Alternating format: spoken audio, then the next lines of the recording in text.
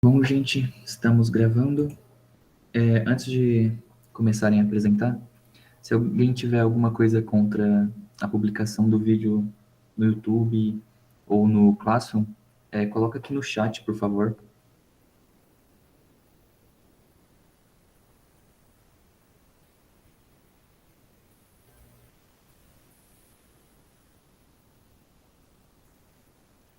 Bom, acho que ninguém vai ser contra a gravação, então. Lucas, quando você quiser começar, pode começar. Belezinha, vou só selecionar aqui a janela. Vocês estão conseguindo ver certinho? Sim, Tá mano. dando pra ver já. Tudo certinho. Beleza. Boa, então. Vou se eu colocar no modo de apresentação, você estão conseguindo ver ainda? Então, sim. Sim. Tá, beleza. O projeto final foi eu e o Fabrício. As características do projeto. O tipo de peça foi uma cadeira, a gente fez. O material foi feito de madeira, né? O wood é madeira genérica lá do FreeCAD. As dimensões foram 60 centímetros por 55 por 82. A carga que a gente aplicou teve que ser uma carga muito grande para conseguir dar um resultado aplicável, né? Observável. Então, coloquei logo 200 mil newtons aí. Foi aplicada na área do assento. A gente iria sentar e a direção seria em sentido ao chão, né? Que seria como seria a carga da pessoa ao sentar. O ponto de fixação é a face que teria contato com o chão. No caso de uma cadeira, é a face mais de baixo, depois só a outra é só os pezinhos da cadeira. Esses aqui foram os dois modelos. Esses aqui são os modelos sem exibição da deformação, já com a carga aplicada. Essa da esquerda foi a que eu fiz, da direita foi a do Fabrício. E aqui já é o modelo com a exibição da deformação. A magnitude de deslocamento da cadeira que eu projetei foi de 78,10 milímetros, 7,8 centímetros. E a do Fabrício foi de 2,97 milímetros. Que você pode ver que já está quase... estaria quebrando, né? Mas enfim.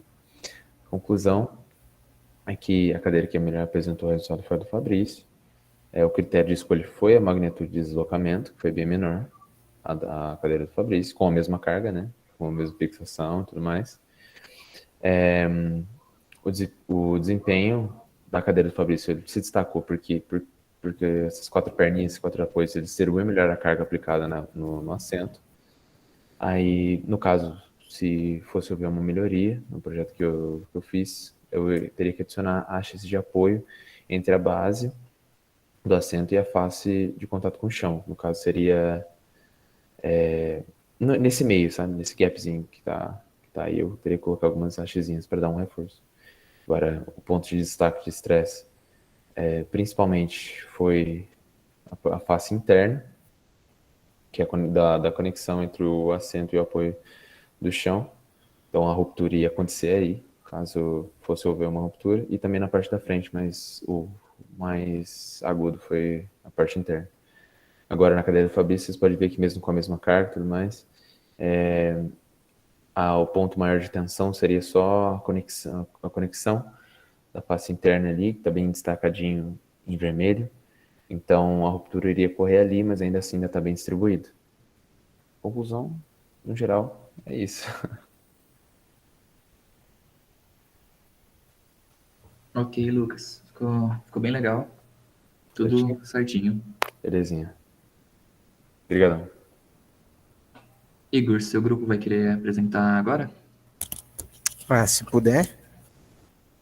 Se puder, pode começar apresentando aí o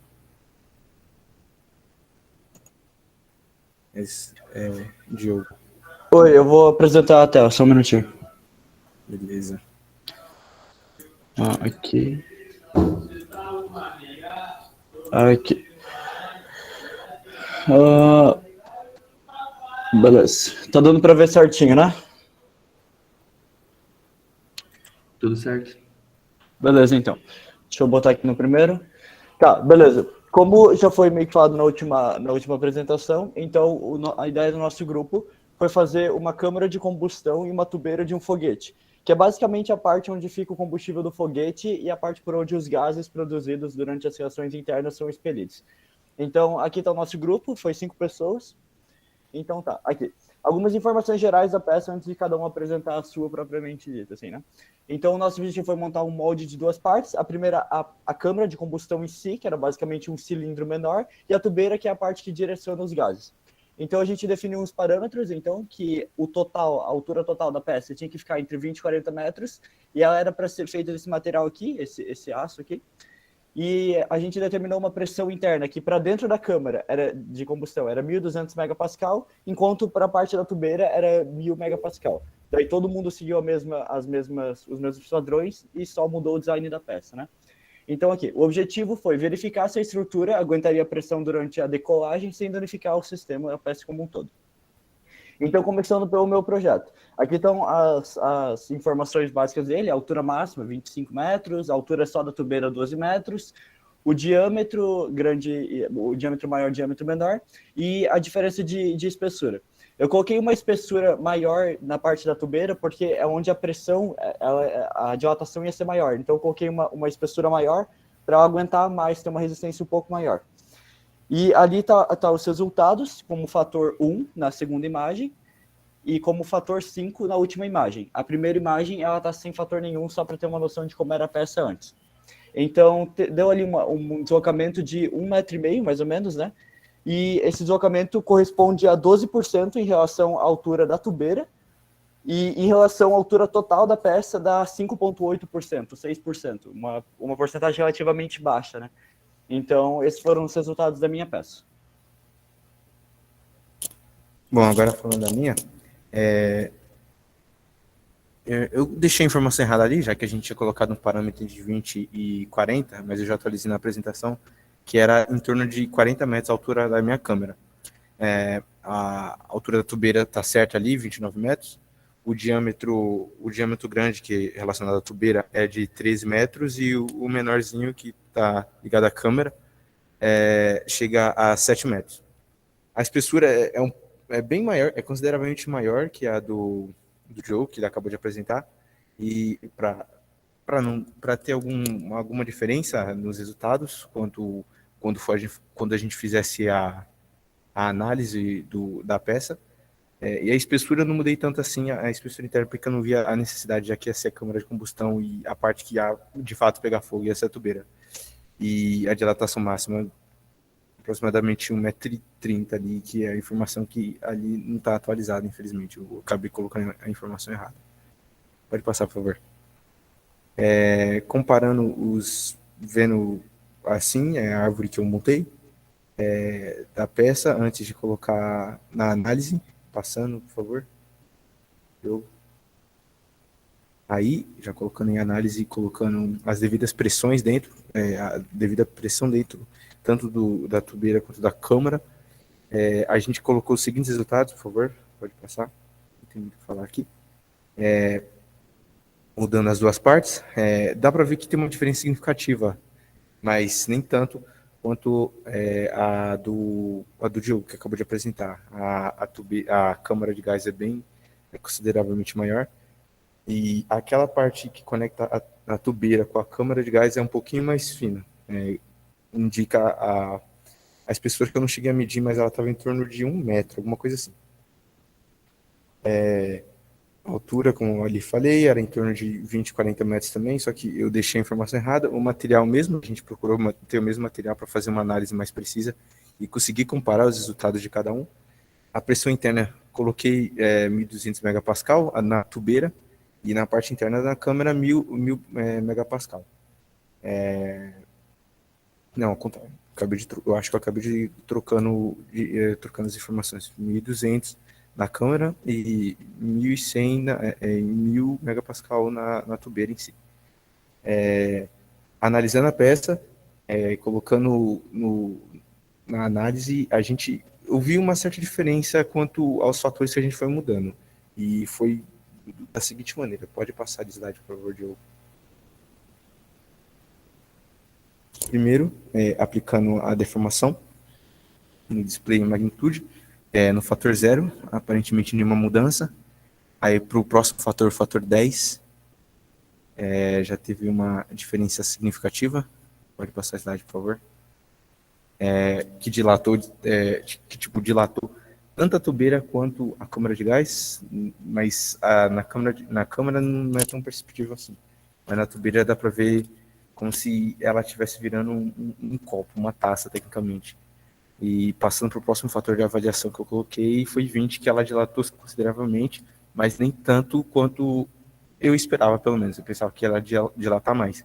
É lógico que aumentando a quantidade de fator, ela ia expandir drasticamente, mas até aplicando ao fator 20, a diferença não foi tão grande na dilatação. Pode passar. Bom, agora é a minha câmara de combustão. Eu fiz um modelo um pouco diferente dos deles, para ter uma análise melhor e tal. Aí, para fazer o cilindro, da câmara, eu coloquei 15 metros, e enquanto isso, o cone tinha 25 metros, só que ambos são conectados. Eu não criei, tipo, um espaçamento igual eles. Aí eu fiz as análises igual eles, e deu uma taxa máxima de deslocamento de 1.733 milímetros. É uma grande taxa, mas se você comparar com o tamanho total da peça, dá em torno de 4,3% de dilatação. Enquanto isso, nas fotos, eu coloquei a primeira foto está em fator 0, a segunda está em fator 1 e a terceira está em fator 5. E igual as outras peças, a gente pode perceber que ela vai se achatando e formando o tipo de um cone. Pode passar. Opa, você me ouvir? Tudo bem, então. A minha peça, então, eu também fiz mais ou menos como o do Nicolas. Ela não tem uma parte que separa a tubeira da câmara de combustão. Toda a espessura de todas as paredes são de 0,5 metro, tanto da tubeira quanto da câmara de combustão. E a altura da tubeira é 10 metros e da câmara é 18. Pode passar. Essa é a análise do fator 1. Como dá para perceber, ela vai achatando e abrindo na tubeira. Pode passar. Mas conforme vai aumentando os fatores, ela vai achatando cada vez mais. Pode passar. E com o fator 5, ela praticamente já não existe mais do jeito que era. E o deslocamento máximo de tudo isso deu 2,3 metros, que no caso, em relação à altura total da peça, representa 12% de deformação, o que deu muito maior do que todos os outros.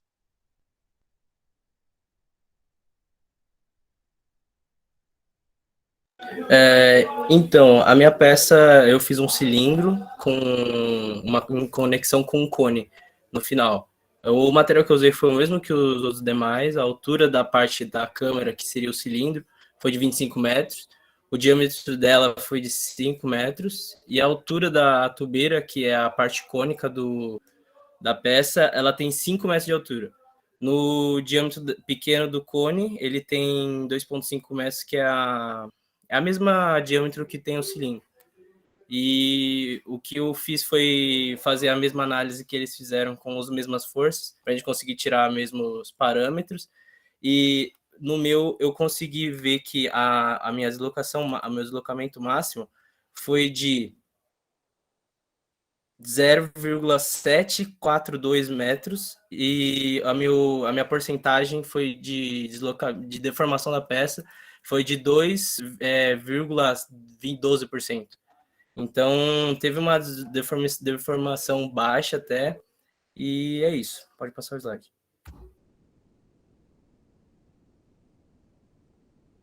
Esse foi o fator 1 que eu utilizei na peça.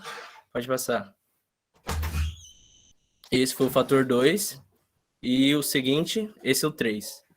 Foram os 3 fatores que eu utilizei para ver a forma que ela ia deformar. Só isso. Bom, eu acho que a gente pode tirar como conclusão que, mesmo usando o mesmo material e as mesmas pressões, a simples mudança de design, por exemplo, a minha tubeira ela era um pouco convergente, depois um pouco divergente. Já a do Nicolas, ela era um tubo um pouco mais espaçado, maior. A simples mudança de design já altera completamente as porcentagens de deformação.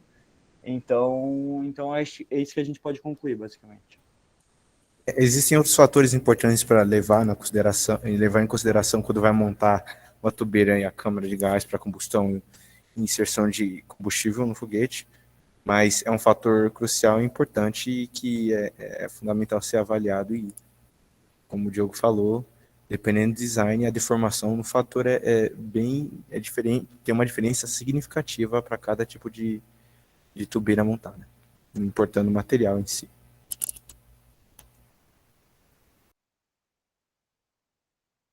Acho que é isso. Se ninguém tiver mais algo para comentar. Opa, obrigado. Eu acho que é isso. Eu acho que o tamanho também influencia demais na deformação da peça e que não dá para tirar uma conclusão assim ao certo de qual forma a gente deveria tender a utilizar, mas a gente consegue ver uma boa análise do que dentre as que a gente fez, a que consegue ter o melhor desempenho, né? E tirar eu acho que é isso também, não tem muito mais o que adicionar. Uma coisa que eu acho importante acrescentar é que, como por exemplo, eu usei uma espessura relativamente baixa, enquanto outros usaram espessuras maiores. Só que isso agregaria muito no peso do foguete. E isso, tipo, teria que levar muito mais combustível, seria muito mais difícil alcançar um apogeu determinado. Então, eu acho que cada um dos designs que cada um fez dependeria muito para um tipo de missão específica. Eu quero um apogeu de 500 metros, eu quero um de 100 metros, eu quero ir para a Lua, para o espaço, entrar em órbita. Então, dependendo do modelo e dependendo do objetivo final, daria para escolher entre um dos possíveis designs para ver o que a necessitaria resistir, quanto de combustível teria que ser queimado e todos os diversos fatores. Então, eu acho que posso concluir que cada um dos designs tem um propósito diferente, assim.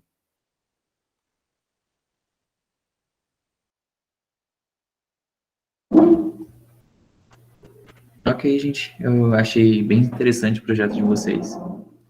Inclusive, tem alguns recursos no FreeCAD que dá para vocês utilizarem se vocês quiserem fazer umas simulações mais complexas, que eu acho que vocês iriam gostar, porque tem vários fatores a mais que vocês conseguiriam levar em consideração para fazer essas simulações.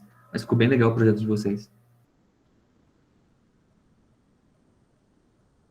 A professora perguntou se vocês fizeram a relação de massas de cada projeto. Não, na verdade não, mas se a professora quiser, eu posso fazer para ter uma noção, assim. Mais para frente, apresentar os resultados depois. Mas agora para apresentar eu não tenho, não. É que você acabou de levantar uma lebre aí, Diogo, eu acho que seria bem interessante, já que vocês estão fazendo procedimentos comparativos, você poderia ter feito quer dizer, a ideia veio agora, né, baseado no que você acabou de comentar, e foi bem interessante o seu comentário, então, de repente, complementar esse trabalho, para você, o que você falou, você está certíssimo. Ele pode afetar a propulsão, ele pode afetar o range, ele pode afetar milhares de coisas, assim como a espessura que você colocou, ele limitar a capacidade de resistência, sim, com certeza. Então, isso que você falou seria interessante você comparar, né? Qual massa que cada um. O software já mostra, ô Matheus, esse valor completo da massa baseado no desenho que ele projetou? Eu não me recordo de ter visualizado em nenhum dos recursos do FreeCAD a opção para mostrar massa nem volume. Mas eu acho que dá para, tipo, quando você estiver montando a peça, eu acho que dá para você descobrir isso. Eu acho que passa pelo menos algumas informações que permitem você calcular a massa. Se a professora pedir, eu posso pegar as informações de volume, pegar a densidade do material ali, exatamente. E a gente calcularia a massa. Era a partir daí que a gente vai tirar. Exatamente. Se ele tiver lá a relação do volume da peça desenhada, pela densidade que você usou do material, você tem o valor da massa, com certeza. Então, basicamente, seria um cálculo rápido. A densidade eu sei que tem. porque você informa o material, certo? Uhum. Sim, Então, e o material é homogêneo, a peça é homogênea, então seria bem Exato. fácil, na verdade, dá para calcular, sim. Se ele tem a informação do volume, que ele deve dar em algum momento aí no programa, deve dar, deve ter. Você encontra. Então, seria bem interessante, caso vocês queiram, né, dar continuidade aí no projeto, você fazer esse comparativo. É aquilo que você falou, o design de cada um foi diferente. Então, a resposta, você não pode ter um comparativo baseado em condições, né, de design diferentes aí, porque você não está conversando da mesma coisa. E aí, uma maneira de você investigar melhor esse projeto é isso. Você tem uma massa e aí você pode fazer. Se eu aumento a massa, eu tenho um ganho, mas eu tenho uma perda, talvez, numa outra coisa. Se eu diminuo a massa, eu tenho um ganho, mas eu tenho uma perda também. Então, você mostrar, né, o que tipo, faltou no projeto de vocês a tabela resumão.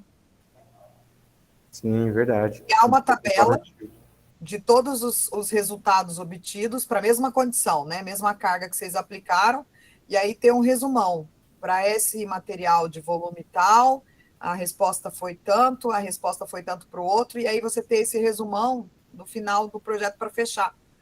Porque a ideia que o Matheus deu era fazer o comparativo, e no fim das contas vocês mostraram cada um o seu, e meio que ficou solto esse resumão do comparativo. Beleza? Eu tô aqui para dar palpite, tá? Beleza, não, obrigado, professora. É bem observado, aliás. Já que vocês estão instigados em desenvolver projetos, eu tô com outro olhar aqui do outro lado, tentando auxiliar vocês na vida daqui para frente, quando vocês forem fazer isso daí. Tem outro grupo, né? Eu estou falando demais aqui, eu não vou estender, não. Mas parabéns, tá? Eu estou aqui assistindo, estou muito feliz no resultado que vocês chegaram. Obrigado, professora. Obrigado, professora. Parabéns aí, gente. Ok. Se o próximo grupo já está pronto, quem vai ser o próximo? Vou apresentar a tela aqui.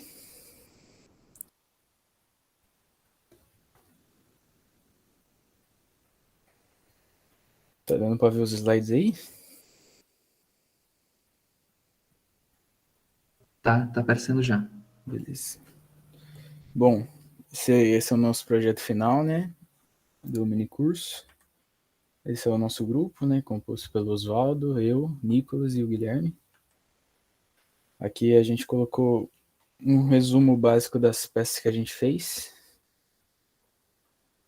Aqui são as dimensões que a gente definiu, né?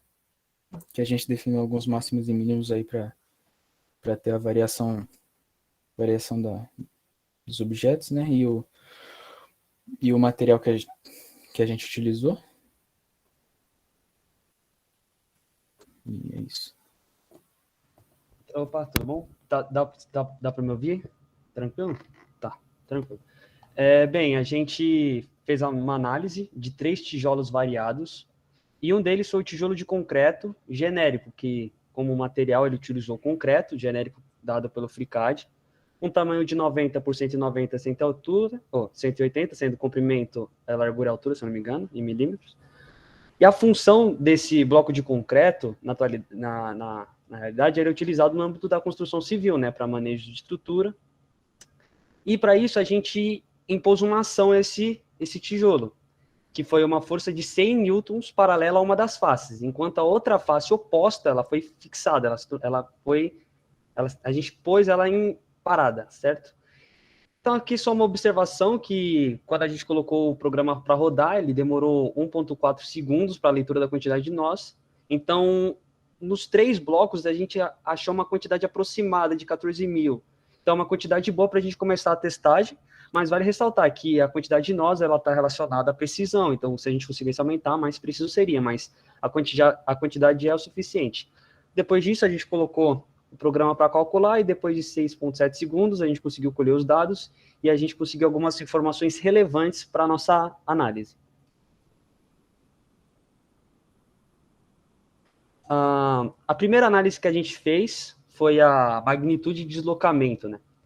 A região onde foi aplicada a força, ela apresentou esse maior potencial de deslocamento, né? O que faz o sentido físico, porque já que quando você impõe uma força, você sugere uma movimentação a essa partícula do espaço. Então, a gente observa que, onde a gente impôs uma força, ela teve esse potencial de deslocamento, que é o primeiro dado colhido.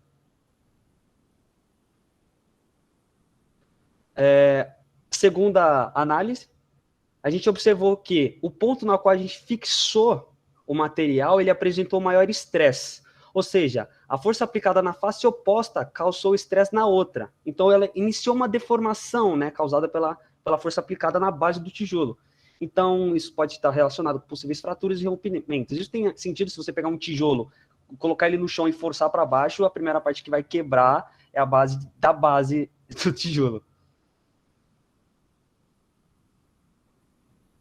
Aqui só algumas observações que eu vou colocar até no próximo slide, algumas fotos, foi que, nesse caso, ele apresentou um deslocamento máximo, né, paralelo, lógico, ao vetor-força aplicado no tijolo, de 253 nanômetros. Embora seja pequeno, ele é muito grande em comparação aos outros, mas isso vai ter um sentido no final. Então, embora a variação tenha sido pequena, é importante ressaltar que, nesse caso, nesse primeiro, ela tá alta, sabe? Outra coisa foi o fator força, que a gente foi alterando de 0 a 100, e foi interessante nele porque quanto maior a gente aumentava o fator força, lógico que o material ia ficando sofrendo maior magnitude de deslocamento, maior tensão, só que a gente conseguia observar pequenas movimentações dos nós perto da extremidade vermelha, sabe? Onde está mais... onde está tendo mais reação da força, no caso. Isso é interessante, só que como a gente aplicou pouca, aqui tá as fotos, é que as fotos não dá para ver muito, mas quando você mexe manualmente ali, você consegue perceber uma movimentação na qual a região tende a ficar mais vermelha conforme a força vai aumentando. Isso é bem legal.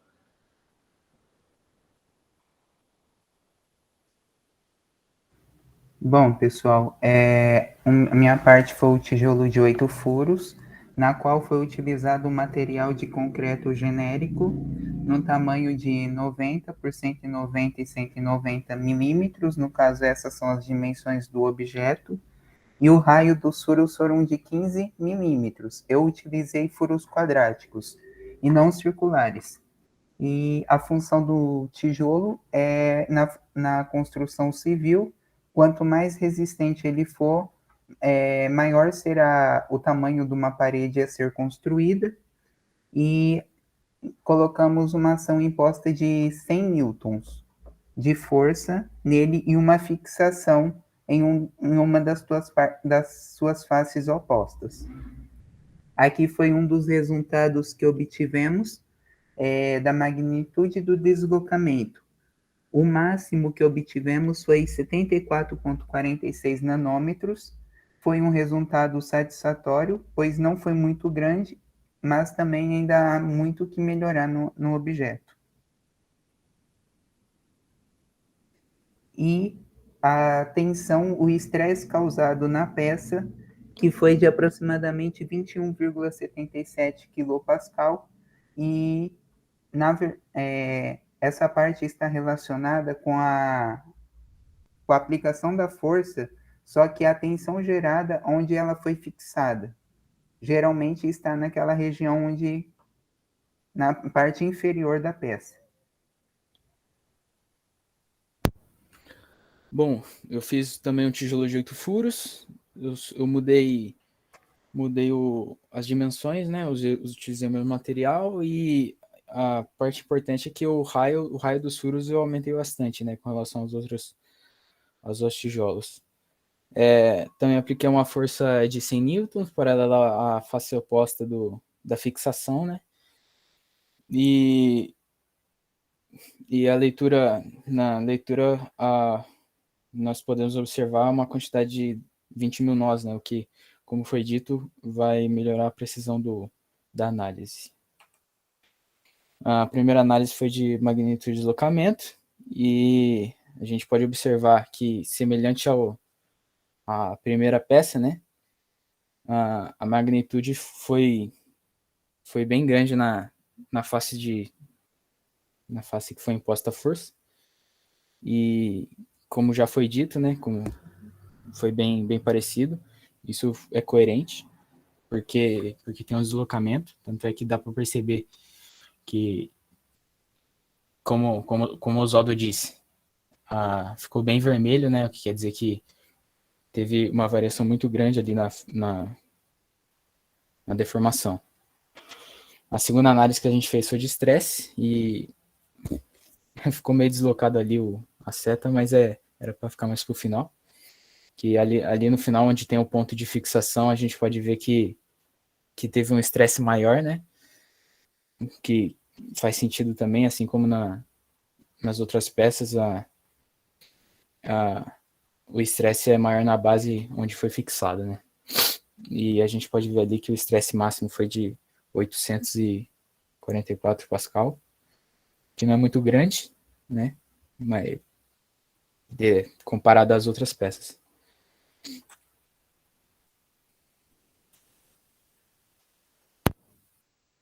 Tá.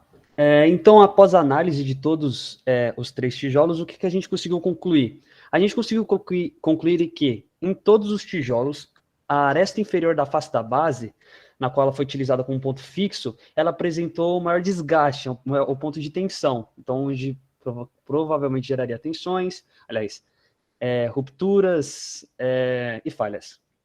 Então, uma melhoria necessária que a gente notou é uma maior relação na distância entre os furos e a parte externa do tijolo, para garantir maior resistência e, consequentemente, ela vai reagir melhor à força aplicada e, consequentemente, ela vai apresentar menor tensão na estrutura. A conclusão que a gente achou que foi bem interessante a gente viu que o tijolo escolhido que apresenta o maior desempenho, a situação que a gente provocou nele é ao que, na atualidade, as pessoas utilizam para construir as casas. O tijolo que a gente colocou nessa situação, onde a força é aplicada, na situação onde constrói-se uma casa, por exemplo, onde se aplica a força, seria a força-peso de outro objeto. Então, fez total sentido essa análise nossa. Deu o que realmente teria que dar, porque a razão pela qual se constrói uma casa da maneira de alocar os tijolos daquela maneira se satisfaz pelo fato de apresentar maior desempenho em relação às forças. Então, a gente observou que o melhor tijolo foi o tijolo de 8 furos, foi o segundo que a gente analisou. Aliás, o terceiro que a gente analisou é o tijolo de 8 furos, o segundo. Então, a gente observou que ele reagiu à melhor força aplicada, porque ele teve o menor deslocamento mínimo. Ele teve 48,25 nanômetros só de deslocamento. Isso é muito bom. Então, a gente observa que, na realidade, isso satisfaz mesmo, porque se você for ver em alguma construção civil, você até pesquisar no Google, eles colocam os tijolos dessa maneira, na qual, onde você está vendo os vetores ali, força, seriam o vetor força-peso do tijolo acima. E, consequentemente, lógico, você ia ter sempre aumentando a força, mas na qual o tijolo sempre vai conseguir resistir a isso. Ele vai apresentar um deslocamento, lógico, mas não vai se romper em nada. E é isso. Obrigado pela atenção. Eu tenho só uma observação, que na aplicação das forças, vocês não utilizaram a mesma orientação em 1 ou 2 tijolos. E esse tijolinho, quando ele é usado na construção civil, geralmente os furos ficam de lado, e a parte que fica com os tijolos em cima é aquela parte sem os furos. Até porque se você colocar ele com os furos para cima, o cimento que o pedreiro vai colocar ali vai escorrer pelos furos dos blocos e vai gastar muito mais material na construção. Só essa Acho que observação. a gente pegou a foto errada, mas é que a gente colocou forças aplicadas nas 3 faces. Na face que tem os furos do lado e na superior, no caso, que não tem. A gente analisou dos 3 lados, eu não sei. Acho que a gente só colocou a foto errada, perdão. Não, tudo bem. Perdão. Só para tirar, assim, não deixar nenhuma dúvida em você. Alguma observação, professora? Não, achei interessante, né? Eu não sei se foi você que definiu que tinha que ser materiais assim aleatórios. Qual foi a definição de escolha? De fazer tijolo, de fazer a tubeira? Eu Teve deixei a alguma? critério deles. Ah, legal. E qual foi a motivação de vocês quererem estudar tijolo? Só por curiosidade. Só por curiosidade mesmo, professora. É mesmo? Foi. Interessante vocês colocarem essa proposta. Porque foi legal que a gente conseguiu entender, né, o comportamento de uma força aplicada ao tijolo. Então a gente conseguiu ver na qual apresentou maior desempenho e por que é utilizado daquele jeito. E pelo visto não apareceu um esforço muito vermelho, né? Teve Não. boa parte dos desenhos, ele suportou bastante o É 100. porque, sim, mas é porque a gente aplicou pouca força também. A gente Pouca colocou só força, 100 newtons, Se a gente colocasse mais, mas também eu não sei o peso de um tijolo, quanto que deve ser, então 100 newtons deve ser alguns tijolos em cima, no caso, né? Dado o vetor força-peso, mas mesmo assim ainda era pouca força. Talvez por isso que ele não chegou a dar o degradê de esforço ali no tom vermelho, né? Sim. Isso que o Matheus falou da parte do concreto, você não coloca os tijolos posicionados na face dos furos, isso aconteceu no meu caso, que eu fiz isso e deu um deslocamento muito grande, deu 200 e pouco, eu achei que era pouco quando eu fiz, que estava em nanômetros, mas o dos outros deu 40, 70, deu muito menor em relação ao meu. Uhum. Então fez total sentido na análise. Até porque também, se a gente pensar o material cerâmico, né, que no caso o concreto ele é considerado cerâmico, ele é extremamente duro, ele é completamente sem plasticidade, digamos assim, né? Então, com certeza, ele não demonstraria muita deformação mesmo, né?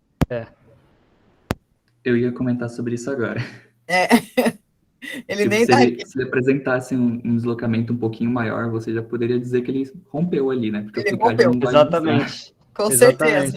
Mas eu consegui observar nisso, porque quando aumentava o fator força, eu conseguia ver claramente os nós se movimentando, sabe? Para deixar a região vermelha bem mais vermelha, sabe? Então eu já estava observando que tinha alguma coisa errada. E é o que o Venâncio disse, porque estava sendo posicionada de maneira errônea. Então, lógico que ia romper. A estrutura não foi feita para ser colocada daquele jeito. Sim, o design que você tem lá da posição do furo, né, o canal que ele gera, vai fazer toda a diferença na resistência do... Sim, é como se você colocasse um tijolo um em cima do outro com os furos paralelos, sabe? Então, nem o cimento que une eles ia dar certo, né? Lógico. Mas você conseguiu ver pelo vetor força, o deslocamento, que deu totalmente errado, que não é daquele jeito que você conseguia um maior desempenho. Mas interessante que a gente já está vendo aí, né, qual que é a diferença quando você muda o tipo de material, comportamento completamente diferente, e a posição da força. Exatamente. O giro, né, quando você... foi interessante que vocês brincaram ao mesmo tempo, né, de simular, colocar a força num sentido. A gente colocou em faces diferentes. Em faces diferentes para ver qual que é a resposta... É a melhor face... A prática que ele dá, né? E a gente, o melhor é que deu certo, né? Porque assim, deu o que se aplica na realidade. Porque se o menor desempenho fosse um negócio totalmente diferente, aí eu ia ficar assustado, mas deu o que realmente utiliza, então. Mas parabéns, eu fiquei até curiosa, né? Da onde surgiu o porquê do tijolo. Mas foi interessante, porque a gente foge, né, do contexto de toda hora falar de metais, né? E aí, como o Matheus falou, né, se desse alguma coisa de o software calcular que ele teve embarrigamento, deformação ali, deslocamento, pode ter certeza que o software não está calculando certo. Material cerâmico, ele não responderia em nada desse sentido. Bom, da minha parte, parabéns. Você fechou lá no final também com a fala, né, fazendo um resuminho, ficou muito bom. E vocês estão de parabéns aí com a escolha bem interessante os projetos que vocês estão apresentando. Obrigado. São só 2 grupos, né, Matheus, pelo visto? Então, tem o meu grupo, só que hoje acabou que só tem eu, né, basicamente. Mas eu tenho a apresentação aqui, eu posso apresentar aqui. Ah, beleza, Daniel, desculpa, eu achei que pela quantidade aqui já tinha sido todos. Pode, O Lucas, pode que dar acabou de sequência. sair, ele também já apresentou. Antes de você conseguir entrar, ele também teve que apresentar sozinho. Ah, tá. Ah, então eu entrei atrasado, eu perdi um projeto, então.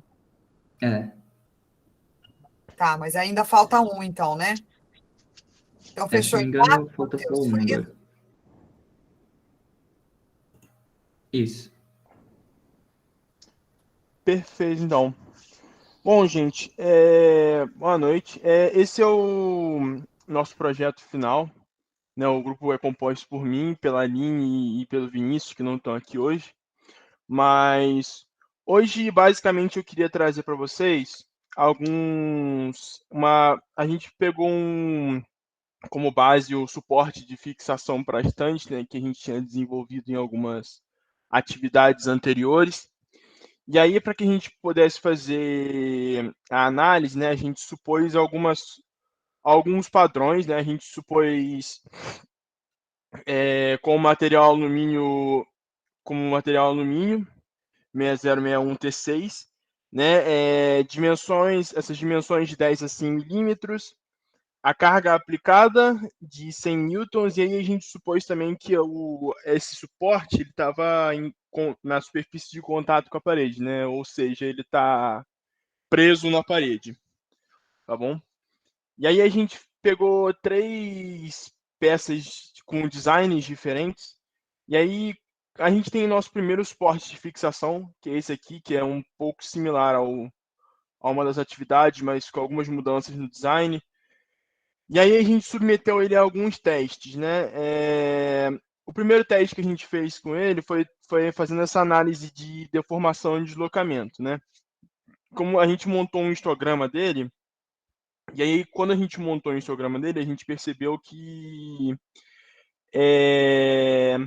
essa deformação ela se concentrava mais nessa região aqui, né? Da ponta da superfície, né? Em que como a gente compara aqui com o histograma, essa parte aqui dos nós que tem 0,35 milímetros de deformação, né? Então, a gente obteve como máximo de deformação aqui nessa peça de 0,35 milímetros, né? E mais de 500 nós que não tiveram nenhum tipo de deformação. Então, a gente pode ver que ele se concentra mais aqui nessa parte do canto. A gente também submeteu ele a uma análise de estresse, né, de von Mises. Então, quando a gente realizou a análise, a gente montou, colocou ele graficamente, a gente pôde ver que, né, em geral, ele é bem distribuído.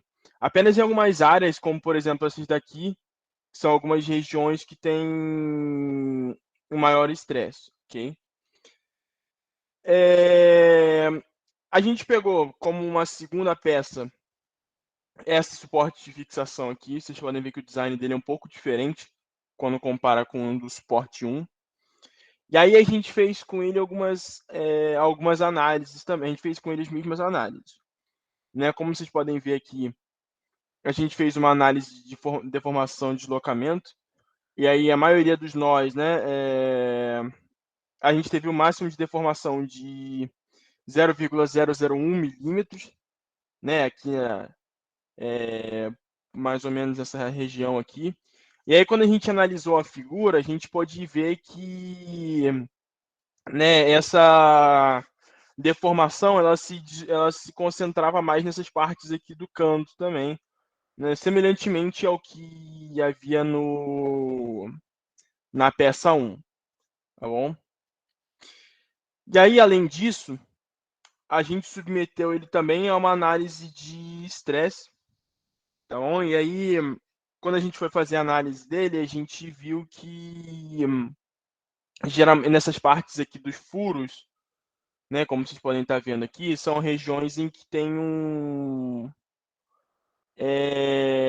que ele sofreu, que o material ele sofre um estresse maior, tá bom? A gente submeteu também uma terceira peça, que, como vocês podem ver, né, é um suporte de fixação que é um pouco diferente, né, com esse formato formato mais triangular, vamos dizer assim. E aqui também a gente submeteu ele a essas análises. Então, como vocês podem ver aqui, né, esse material ele se concentra, ele tem um valor, um deslocamento máximo, né, de os nós, né, eles se deslocam ao máximo em 0,006 milímetros. E vocês podem ver que ele se concentra mais aqui nessa parte dos cantos. E também a gente realizou a mesma análise de estresse para esse suporte. E como a gente pode ver, ele se concentra aqui também nessas partes que aqui são feitas para ser, que são os furos dela. Porque como essas peças elas estão em contato com a parede, elas estão, vamos dizer, presas na parede, são regiões em que teriam maior estresse.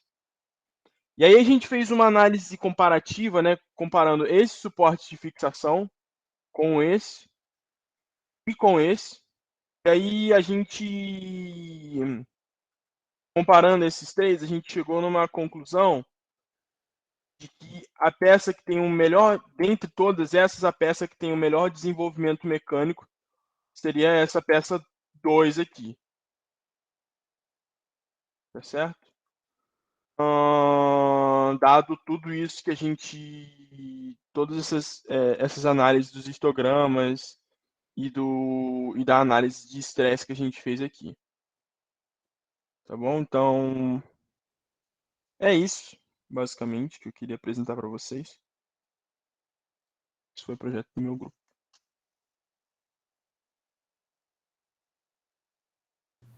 Legal. Parabéns também pela apresentação. Legal que vocês usaram o Instagram também para mostrar os dados de todos os pontos. E ficou legal a apresentação. Professora, você quer fazer algum comentário também? Não tenho quase nada para comentar. Você usou um metal clássico, né, Daniel, né? Isso. Tá. Isso, alumínio. Alumínio. O alumínio deforma com mais facilidade, né? Mas ele não demonstrou tanto, né? O efeito de mudança de geometria ali, né?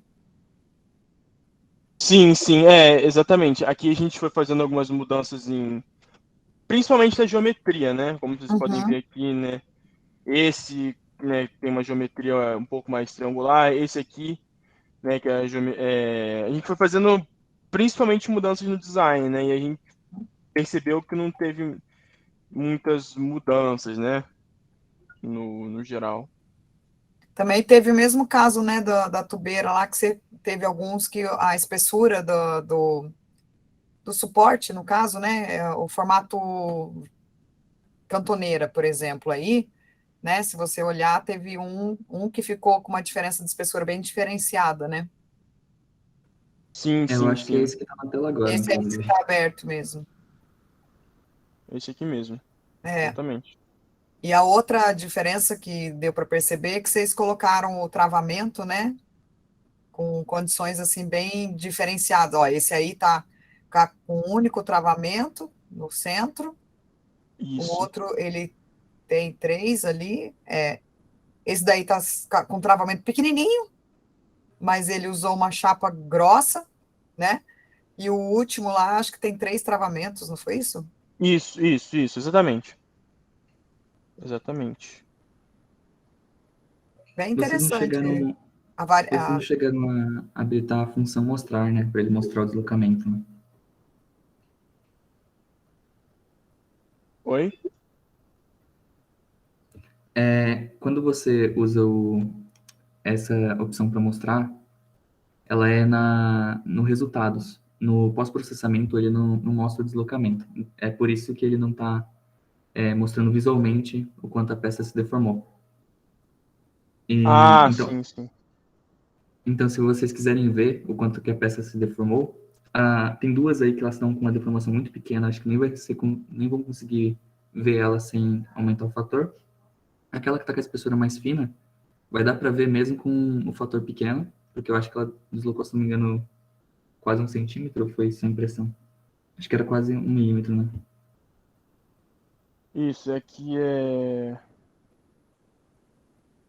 0,001 milímetros e essa aqui que foi 0,35 milímetros de máximo, né? Uhum. Aí para ver Essa era o capaz de resultado da apresentar, deformação. né, o deslocamento, né, Matheus? Oi? Essa iria dar para visualizar o deslocamento. Essa é mais fácil de visualizar. No fator 2 ela já ia dar. 2 não, no fator 3 já ia dar mais de 1 milímetro de deformação.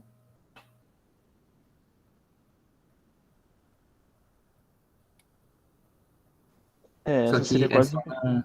é só na ferramenta de resultados que ele tem essa opção de mostrar a deformação. No pós-processamento, ele não tem essa opção.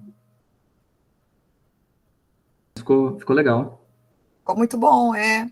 Uhum. Interessante que ninguém se comunicou, né, e saiu a ideia de cada um aí sem conflito nenhum de sair igual, né? Ah, sim, sim, com certeza. Com certeza, achei que ficou bem legal no resultado Foi. final. Parabéns aí pelo grupo aí. Pena que os outros não estavam aqui, né, para participar. Ah, sim, é. Mas obrigado mesmo. Matheus, pode dar continuação aí. Bom, eu acho que agora não tem mais nenhum grupo, nenhuma pessoa, nenhum grupo faltando para apresentar. Então, eu só vou pedir para vocês, eu vou lançar um forms para vocês estarem respondendo, como atividade também no Classroom. Ele é para avaliação do mini curso, das aulas, entre outras coisas. E responder ele também faz parte das atividades que precisam ser entregues, tá? Então, por favor, respondam ele para poderem receber o certificado. No geral, gostei muito do trabalho de vocês. Todos estão de parabéns. E eu agradeço a todos por terem feito parte desse mini curso. Da minha parte também, fico muito satisfeita de vocês terem dado esse apoio aí no projeto do Matheus. E também fiquei bastante feliz, né, de ver os resultados aí que vocês produziram. Todos vocês estão de parabéns. Eu, particularmente, também nunca tinha trabalhado com essa bancada. O Matheus me ajudou a aprender um pouco. Aprendi pouco ainda. O Matheus domina mais que eu.